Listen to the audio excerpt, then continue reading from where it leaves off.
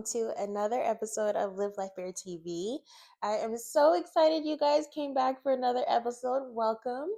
As you can see, I have a special guest joining me today, and I am so excited for her to be here and just talk about her healing journey and her faith. Um, I am just in awe of her as a person, as a woman, as a mother, and just so excited for her to be here and share her story. So, without further ado, let's get into it.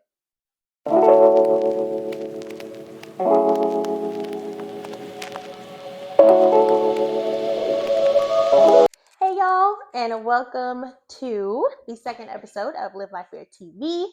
As you can see, we have a special guest here. This is my mom. Hi, Mom. I wanted to have her on here in one of the first few episodes because she's been such a pivotal part of my healing and my process and just growing my relationship with God. So it only made sense to have Mama on Live Life Fair TV. I wanted to have her here to talk a little bit about her story and her relationship with God and how she's been healing. So, yeah, let's go ahead and get into it, y'all. Yes. Tell the people where you're from. Let's see.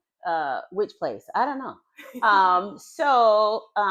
Born in North Carolina, Lenore, North Carolina to be exact. But grew up in a lot of different places because my mom was in the military for 22 years. So we traveled a lot. Grew up in North Carolina, but went to high school in Germany, graduated high school in Germany. Myself, I was in the military. So I've been a lot of different places. Okay, all right. And how has your relationship with God evolved over the last few years? You can start as far as like from the beginning, like when you first, truly started to. It was Yikes. relationship versus religion because I think that's been a big thing for me too. Right? Yeah. Excuse me. I honestly, I mean, if you think about it, and truly, most people, and especially, I think if you think most African American children in the South, Yeah. you grow up, you're going to church, you're Mhm. going to vacation Bible school, you're going to Sunday school. You're standing up in the church with the Easter verse. You're doing it all, right? So that's how we grew up, and you know, I don't know if I really knew who God was for myself, right?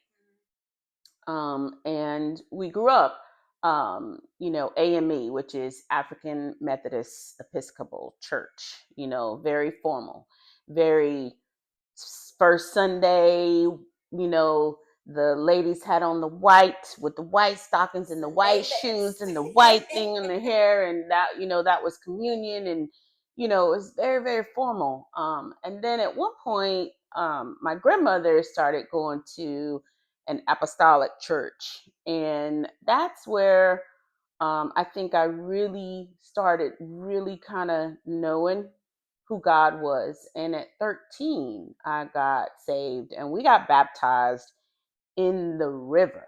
Wow, I never knew that. Yeah, we got Wow. baptized in the river, and it was a really,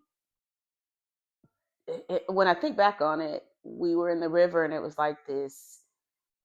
It was weird. So it was like a cloud, like a mist kind of came around where we were. I remember it. And so that was kind of, that experience, but, still not really having a true understanding of who God was really. You know, you fall off. You still want to be with your friends, and you still want to play, and you still want to do your thing. So wanting to fit in. I think that was really it. So as an adult, kind of going through life and still having the legalistic feel of who God was, because again, going back to how you grow up, it's you can't wear pants, you got to wear stockings, you got to fit in because that's really how we grew up, right?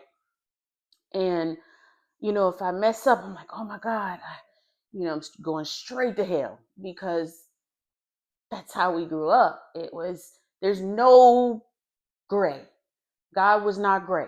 It's black or white. You either on his side or not, So I had that own view myself, right? So I was like, well, I messed up, so I might as well go all in, And so I, for years, did that for years and years, and, would feel so guilty about just falling off. And I don't know when it was, but I just finally really, me and God started having a relationship, not me, God, and my mom, me, God, and the church. And it was just interesting because he used to show me so much, and I was scared of what he used to show me, because I would see things that people didn't see, and it would throw me off, because people that I thought had more knowledge than me, more experience as a Christian than me, and then that would make me backslide, right? Because I'm like, there's no way they're not seeing it and I do, right? Who am I? But finally, I think that me and God just came to a just be who you are kind of, thing. And I just remember a church when we were living in Florida. We went to this church, and I had this, it was a conference, and I couldn't afford it, but they did a grant, and I was able to go. And it was really the beginning of my healing journey. I had to, it was like when I really first started speaking in tongues. But it was really healing. I had a lot of healing from just hurts, anger,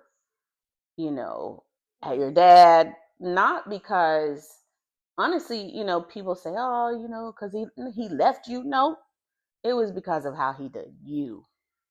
You know what I mean? And so I had to heal and start that healing journey, which then allowed me to open up myself more to God and start to really see that I just have to be me. And that's not going to be perfect. I'm not perfect. But guess what? He loves me exactly where I am right now, every day. I might fall, but he's like, okay, girl, get up. You can't wallow in that. You can't just go back, backslide and just go. Get up. It's going to happen. You're not me. You can every day, every second strive to be the best person that you are. But just because you slip doesn't mean you just go all in back to sinning. It just means you're human. Yep. That's it. And so my healing journey is not over. It's not ever going to be over. It's funny because I have a women's group, and we meet on Saturdays. And even that group, I have women friends that I could invite, but that group is not for all of my friends or all of my, women I'm acquainted with, because I don't want it to be a group where it's pomp and circumstance. I want it to be a group where women can say, you know what? I might have cussed today, especially in traffic. I'm going to, but I want us to be real. I want us to be able to say, you know what? I wasn't perfect today, and not have that judgment. And that's what that group is. And it's just four of us, but guess what? It's the four that we trust each other. It's a trust that you can't have with everybody. You can't talk about the things that happen in your life with everybody. I know that there in the Bible it says, confess your sins, but you can't confess your sins to everybody that claims that they are Christian, right? Because there are people that are still very legalistic and still very stuck in, like I was talking about, well, you can't do this and you can't do that. And if you do that, you're not like, That's not who God is. Yeah. That's not. So my healing journey is still a healing journey. And we were just talking last week, and things that you think you've healed from, I had to go back and apologize to my husband because I still got this little girl in me that gets hurt by things that I thought I had healed from. And when that happens to me, like I shut down and I don't even realize it, right? But one of those women, and my sister-in-law, she's in that group, and she pointed it out to me, and she asked me a question. It wasn't even that she pointed it out. She asked me a question that a light bulb went, and I was like, oh my God. Something I thought I had healed from. Nope. It reared its ugly head. Healing is not linear. Yeah. It's a constant process. Yeah. It's because, like you said, there are moments that you're going to experience where something you thought, you're like, man, I'm over that. Whatever. And then something happens and it triggers just that quick. And that wound opens up again and you're like, wait. I wasn't ready. I wasn't ready. I thought we were over this. Yeah. We dealt with this. Like, what? Yeah. Yep. And there's a couple things that you said that I do want to touch on as well. How you were saying, like, as a Christian in this walk, there are going to be moments where you backslide, you mess up. We are imperfect humans serving a perfect God. Yes. And I think that a dangerous message that is in a lot of modern day Christianity, because it's hand in hand with like prosperity gospel. And you think that, like, once you give your life to God, everything is rainbows and butterflies and sunshine, and you're never going to sin again, nothing ever going to happen. But they forget to say sanctification is a process. It's not that you're ever going to mess up again. It's just that when you do,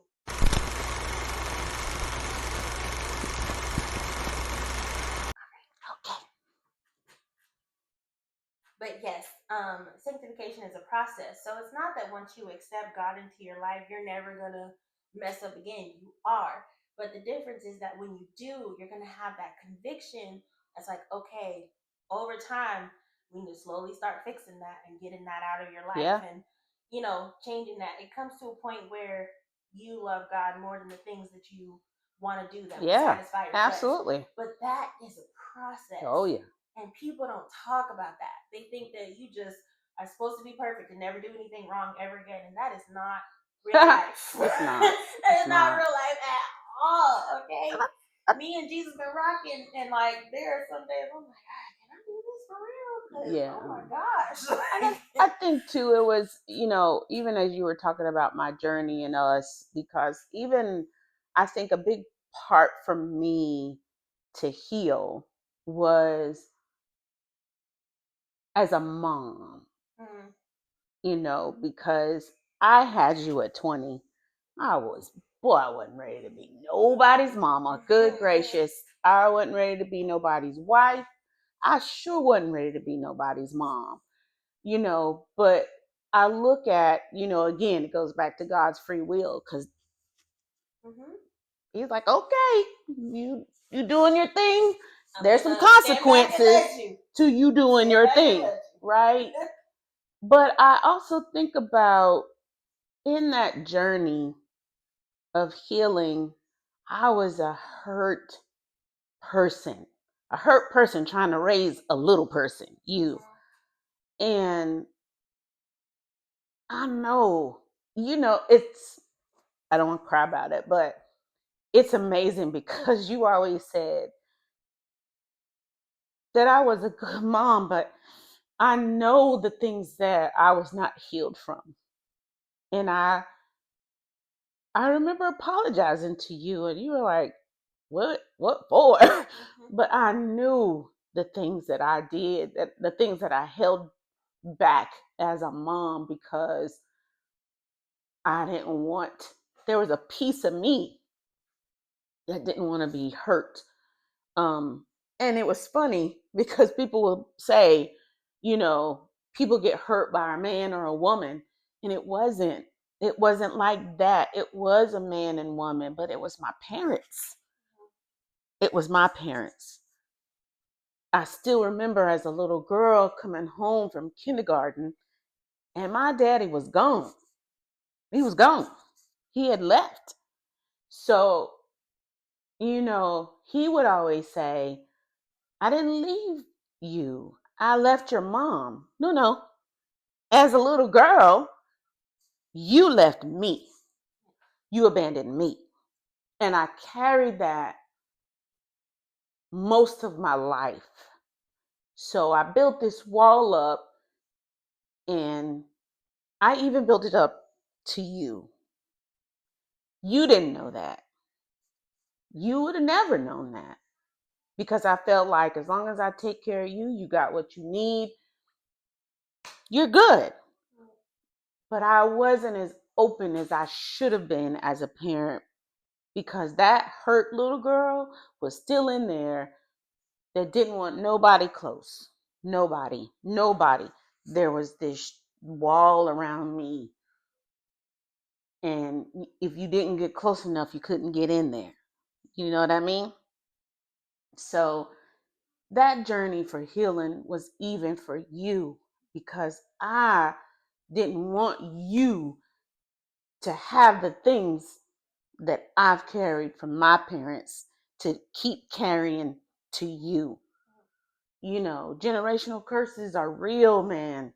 They're real, and the the things that are through my lineage of women, I didn't want that to come to you. And I didn't want the things that, again, didn't even have nothing to do with my parents to be things that then you then had to heal from. And you always tell me you probably didn't really love that much. I was always like, I don't care whose house, they don't belong to me. So, but when you came back to me at one point and said, Mom, I appreciate the things that you didn't let me do, that made me feel good, right? But it was my job to protect you, but it was also my job to be healed to protect you. So healing, even now, when I've said, you know what, I'm sorry for that. Even now, it's hard sometimes to see you grown up and watch you, and I'm like, oh, why is she doing that? Why? But you got to grow up. You got to make those things yourself. That's even healing. That's even a journey for me because I want to fix it. I want to fix it for you. But that's your journey, right? And growth and healing for me is to let you grow and heal and figure those things out because it's not my right to do that for you. You've got to, I've shown you who God is, I hope, you know. So you've learned that and you've learned to see Him and have a relationship on your own because I've always told you, I can't show you because growing up, that's what we were told.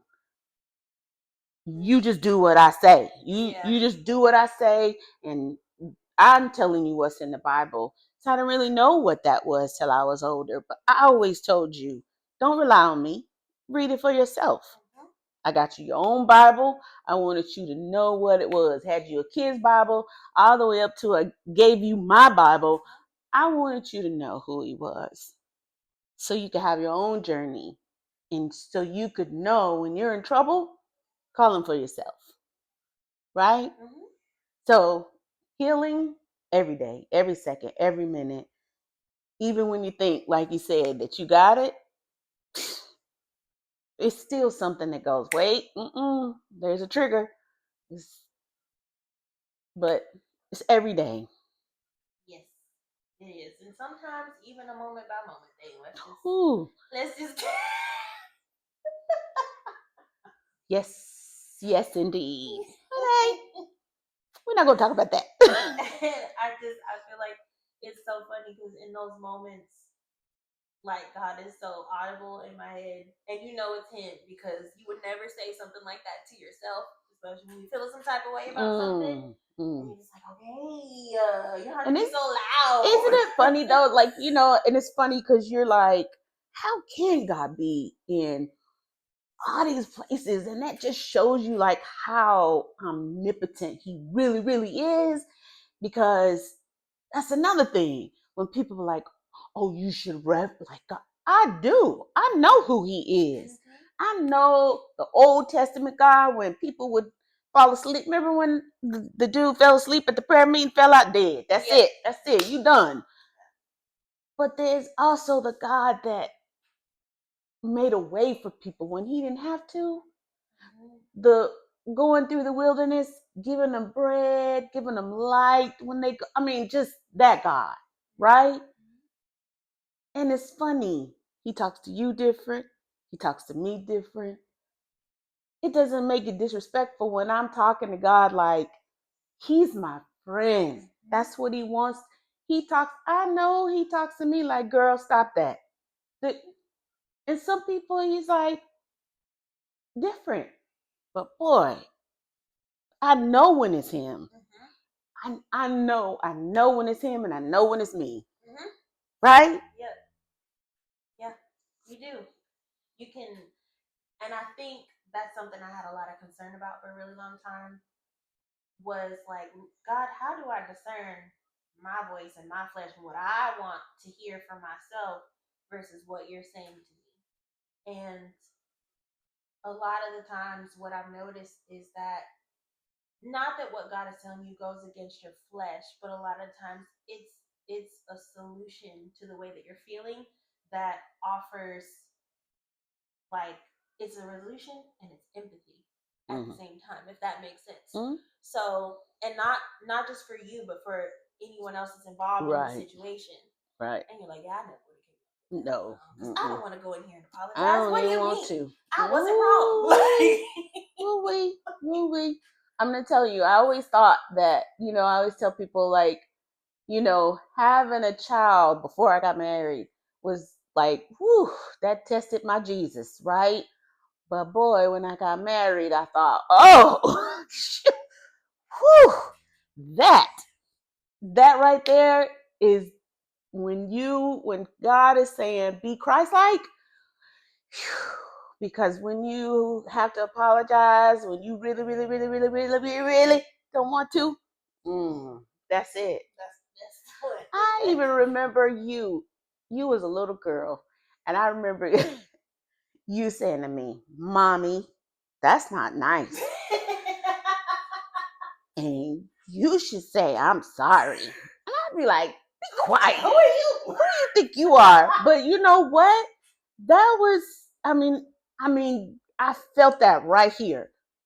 And I always said, God gave me you to keep me on the right path. Because by myself, I was no good. I'm going to tell you. I know he'd eventually been like, girl, get it together. But how long would I have been going down the path to just being a hot mess? So my next question for you, was there a specific experience that you had or a turning point in your life that deepened your faith or changed how you viewed healing? And specifically healing within your faith. Oh. Why didn't you give me these questions so I could thought about it beforehand? Because we were real, raw, and relatable. Yeah.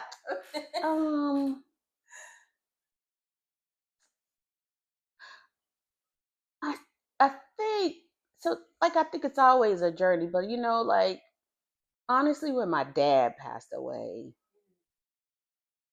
and it's funny how death will make you really look at things. Oh, boy. Yep.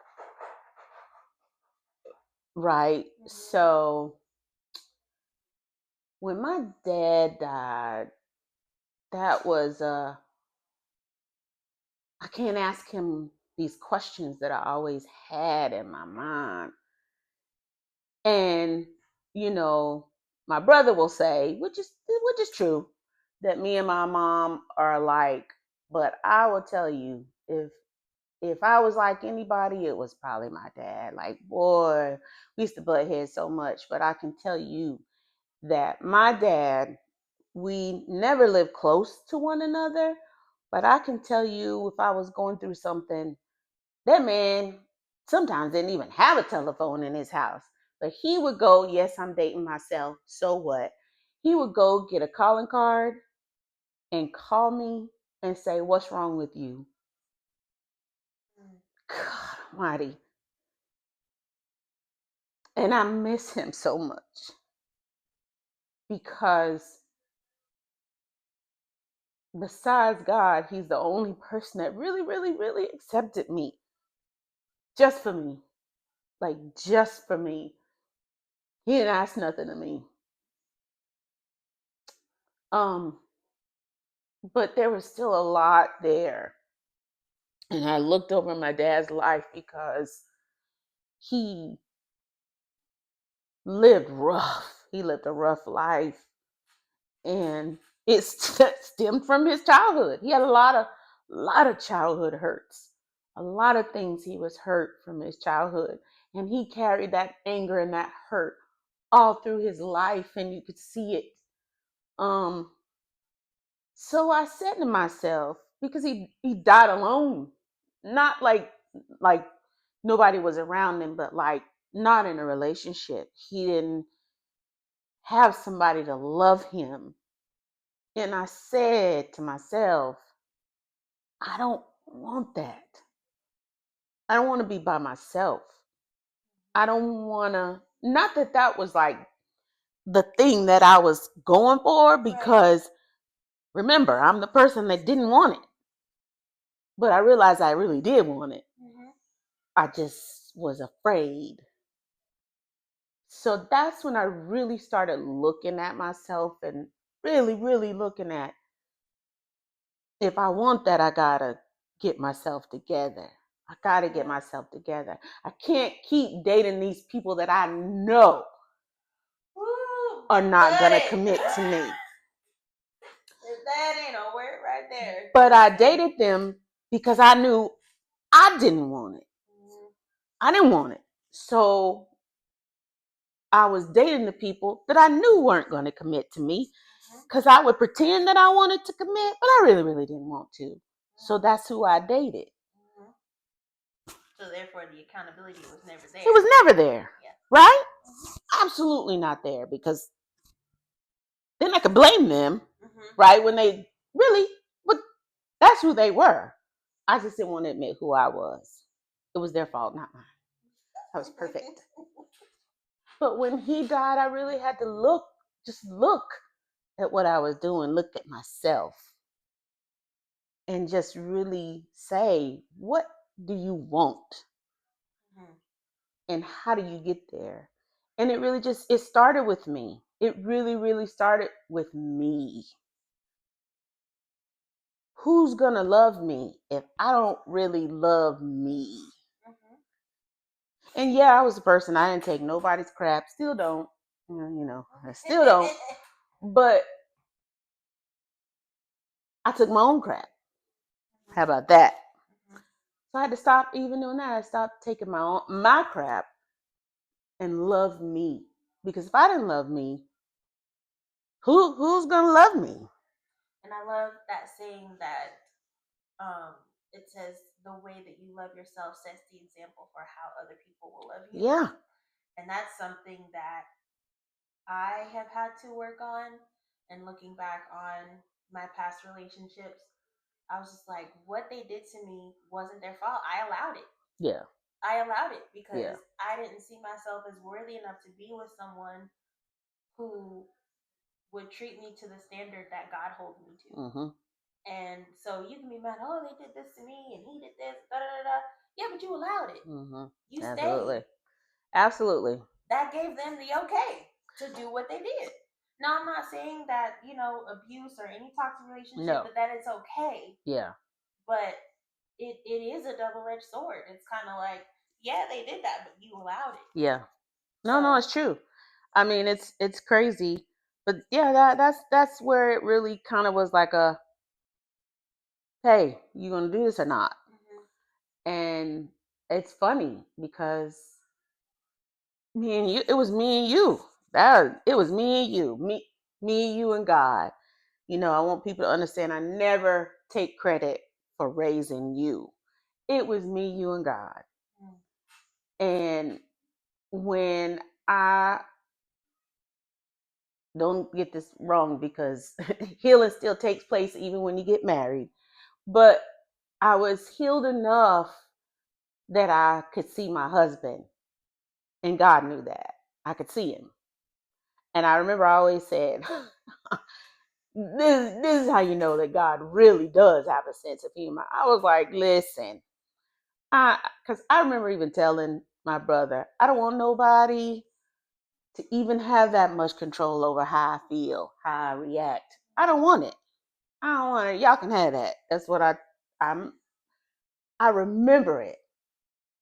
And I said, God gonna have to put a light over that person. Hey, yo, my homeboy want to talk to you. He's gonna have to shine a light, because otherwise, mm-mm. And it's funny, when I met my husband, I'm telling you, a light was over him in this place. And we went back to this place after we began dating, and there was no light right there.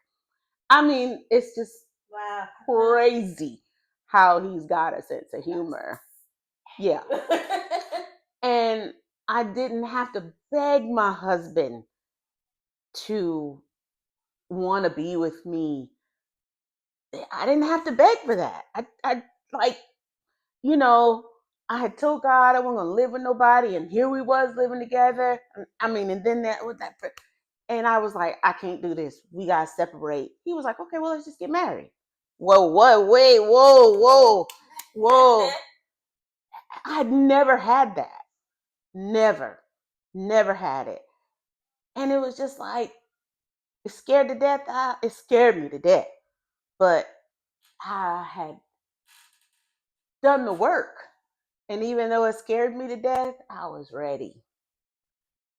Now, this still been a journey. It's still a journey. But it did. It began with my dad, and I just knew I didn't want to be alone. I didn't want to be by myself. And that was the first time I kind of admitted that. And it's sad that it took my dad's death, but that's the first time I admitted it. And I knew it was going to really take some work. Good. Okay. And my last question for you, this one I feel like is, how do you encourage people to seek help without feeling like they're lacking faith? Oh, Because I think there's such a, and I think that's why I'm so passionate about Live Life Fair, and you know, the motive keys just centering around faith and mental health, because there's such a stigma that if you are struggling with mental health, that you don't trust God, right. that you're lacking faith. And that's not the case. It's not. It's not the case at all. So like, what would you say to someone who is struggling, and you know, they want to seek help, but they don't want, you know, people pointing the fingers at them, oh, you just need to trust God. And you sometimes, yes, obviously, yes, but sometimes it takes more than just faith. There's faith and work. The two Mm-hmm. go hand in hand, and I feel like faith and mental health they can coexist. You Yeah. know. Um, I, I don't know. Um, And that's okay. I don't know. I think that I've always asked God to just give me the words that I need to say to somebody. Um, and I think when I've been put in that situation where I see it, I just have always tried to put myself in that situation. And it's interesting because when you go through something, and somebody said this to me a long time ago, and I've heard pastors say it, when you go through something, it's not for you. It's not for you. It's for somebody else. And it may not be that moment, but when you find somebody that is going through something, and most times it's probably something you've gone through, and that's who he brings to me. And it's interesting because it allows me to say to that person, it's okay, I've been there. Or I have a family member that's been there, or a friend that's been there. And I just have always asked God, really, give me the words that I can say to the person. I don't want to ever hurt somebody because everybody's had church hurt. And if you say you haven't, Lies. and it's amazing to me how people will allow, again, I don't judge anybody, but nobody in that church can tell me who to marry, who to see, what to read, what. No. Yes, they are your shepherd, but if I can't look in that book and see what is in there that you told me, mm-mm, mm-mm. That's why I say it's so important to read the You've Bible got to for read it for yourself. yourself. But I just want God to show me. I don't want to take what I feel and put it on anybody. So I always ask him, give me the words to say that are not me, that are what you want them to hear, what you want them to feel. And it's funny, every time I go to a job, and I thank God for it because I have a passion for women. I have a passion for single moms because that's where I was. And he always brings them to me. Yeah. It never, ever, ever fails. He brings them to me. And, people just look at where I am now and say, oh my God, you don't have to worry about this and that. Do you know how long it took me to get here? It's a process. I mean, nothing happens overnight. Who was there when I was like, please God, I don't know how I'm going to pay this light bill. I don't know how I'm going to pay this light bill. And lo and behold, some program and the lights got paid. Lord, I don't know how I'm going to get Christmas for Tatiana. I don't have no money. My brother, my mama, my daddy. So it's like, I just try to remember who I was. You can never, ever, ever, ever forget that you weren't always where you are now. And so I think that just remembering where I was and how when I was down, somebody looked at me and said, what do you need? That's what I remember. I don't know if that's answered your question, but that's how I try to help, is just remembering and asking God, help me to say the right thing. Help me to be in the place where you need me to be. Because if I'm not in the right place, he can't use me. Yeah. He can't use me. If I don't have the right attitude, if I'm not healed, he can't use me. I started, Valued and Virtuous, which I've fallen off so bad. And lately, it's just been pushing me to say it's market that different, because my objective in that was, even though you've fallen, you are still God's chosen. So lately, this, I've been saying, I want to rebrand that. I want to rebrand that. And when I said that before, somebody talked me out of it. Wow, you've been marketing it this way, and you know what? This time when it's come back, I've said no. I'm rebranding it, and I'm changing it to Valued and Chosen. When I told you I saw it, it brought me to tears because I said this is it. Because I don't want to leave anybody out. I don't want to leave anybody out of the conversation. I don't want anybody to feel that they are not chosen. They are not valuable because of their past. That's why I'm here. I want you to understand that. It doesn't matter what you've done. It doesn't matter. It doesn't matter even if it was yesterday, if it was this morning. It doesn't matter. You are valued by God. He has chosen you. Even if you don't choose yourself, He chose you. That one. Yeah. When He sent His Son to die on that cross, and Jesus, who didn't have to do it, got up there and willingly allowed them to crucify Him. He chose that for you. And that is what I'm here for, to let people know that. To let them know that you are valuable and you are chosen no matter what. So I try to do that in every interaction. I ain't gonna say that people don't irritate me, because you know they do. Traffic drives me crazy. But I try to make sure every interaction that I'm doing what I'm supposed to. Yeah. That's it. And I do want to add to that something that, because like you said, I never want someone to feel like they cannot talk to me about God. I never want to get so full of myself and feel like I'm holier than thou and I'm up on a pedestal because I have a relationship with God. I never want someone to feel like they cannot come to me and have an open, honest conversation about God. Ask me questions.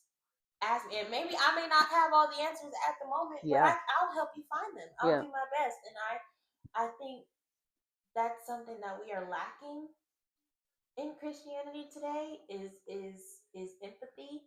When we're evangelizing and talking to people, I really think we need to like revisit the way we are talking to people. So many people turn away, or like if they're even a little bit curious, they turn away because the person that they chose to talk to that day was like, well, you're gay, so you're going to hell.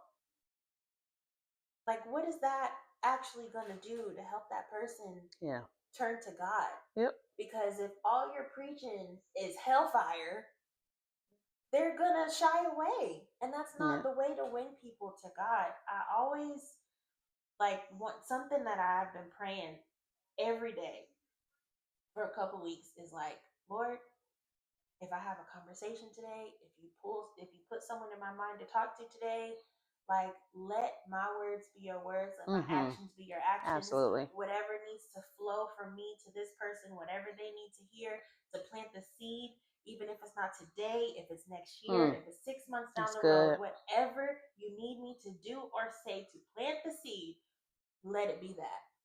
That's good. Because our job isn't to convert them, it's to plant the seed. Yeah. That's all you can do. Yeah. You can't beat people over the head with the Bible and be like, believe in God. You ain't got no choice.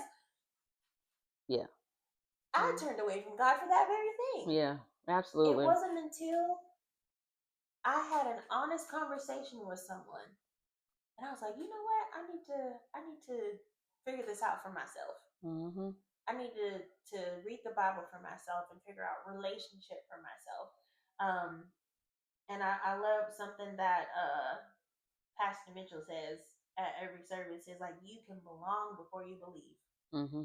Like you said, if it was this morning, if it was last night, if it was, we want you here because we want to minister to you and help you make the decision for yourself. And that's another thing. Like, God is such a gentleman. Mm-hmm. He allows us the freedom to choose whether or not to have a heart surrendered to him. But you have to give people the option. If God himself is not forcing himself on people, who are we? Yeah. Amen. You have to Amen give people, to that. You have to give people the choice. But you also have to be kind enough to show them the evidence of his goodness and his grace. You know, you can't you can't beat people over the head with the Bible and be like, you're going to hell. Like, no one wants to listen to that. I wasn't listening to that. I'm telling you. So, because I had an experience, one of those experiences as a kid. You know, we going to church as a kid. They'd come pick us up on the bus, and they showed this film about these kids on the bus, and they was doing, and they went to hell. oh my gosh, I was terrified. I was terrified. I was terrified. And all that did was scare me. It didn't make me, it just terrified me. And I think Like, you have to have that balance between, and it's something I've been learning how to do, is to have fear and reverence for God, yeah. but also walk in the freedom that He gave me. Yep. Like it is a very fine line, but, It is. It is. and it is a balancing act, because sometimes I'm like, Lord, oh God, what did I just do? But then you also like, okay, I'm human. I know I'm having a human experience. Mm-hmm. I'm a spiritual being having a human experience. I'm gonna mess up. Yeah. And the thing about it is, when He went to the cross and he chose willingly to do that, He became human so He could understand the human experience. Like, I don't think people fully grasp that. He humbled Himself so much because He loves us so much. He's like, I want to understand what you're going through, so I can help you even better. And the even crazier part about it is, He saw everything you were going to do before you did. Yeah. And He still was like, you know what? You're worth it. Yeah. I love you enough to still do this for you. Yeah. He saw all of it. He saw all of it. The mistakes you made in the past, the ones you're going to make in the future. And He still... I think he be shaking his head like, good gracious. I always think sometimes God be looking at like, this girl right here.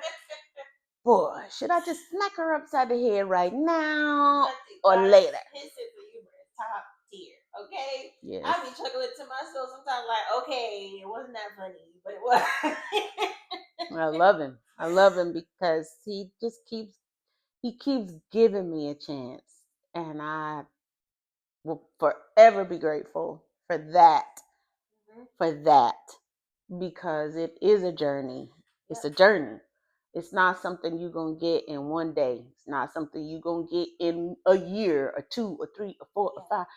It's a journey that keeps going. And every day you go learn something else, you know? And I'm just excited to be on the journey.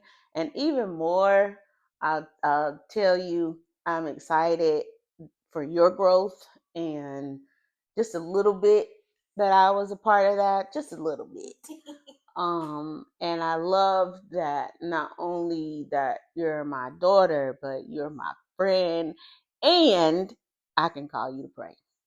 More importantly, that I can call you to pray, and I love that. I love that, and I'm just excited to see you doing what you're supposed to be doing. We've talked about these things for so many years, and to see you on the journey is awesome. And we're so proud of you, and Dad and boy, your uncle is like my niece. I'm so excited. I see her on there.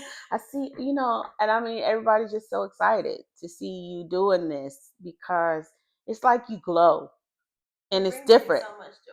It's different. You're glowing, and that is awesome. It genuinely brings me so much joy, because like I think for the longest time I was hindering myself from actually starting, because I got caught up in social media. The Christian influencers make everything aesthetic and pretty, and I was like, I can't. I'm not that person. I can't make everything. That's too much work. And so I dimmed my light because it wasn't perfect. And I think that's the beauty of doing it the way I'm doing it. I don't come with perfection. It's messy, it's real, it's raw. All I want to do, genuinely, try not to cry. All I want to do genuinely is heal out loud, because I suffered in silence for so long. I want to heal out loud, and I want to tell everybody about how I'm doing it, and that God has made it possible for me to heal from things that I never thought that I would heal from. And I just want to point people towards Him. That's it. That's it. That's all I want. And if all I do is reach one person, that's enough. Yep. That's enough. So, I will let go of that fear. And I really do hope, like I said, even if it's one person, if it changes their mind about who God is, that's all I could ask for. It's gonna do more than that. So, It's gonna and do on more than that that. note, Well, this has been such a great episode. Thank you, Mommy, for being willing to come on to Live Life Bear TV. thanks for I'm having me. so excited for this journey, and I hope you guys will follow along. Don't forget to like, comment, share, subscribe, tell your friends. I've got some links in the description for the blog that's also attached. And yeah, we'll see you guys next week.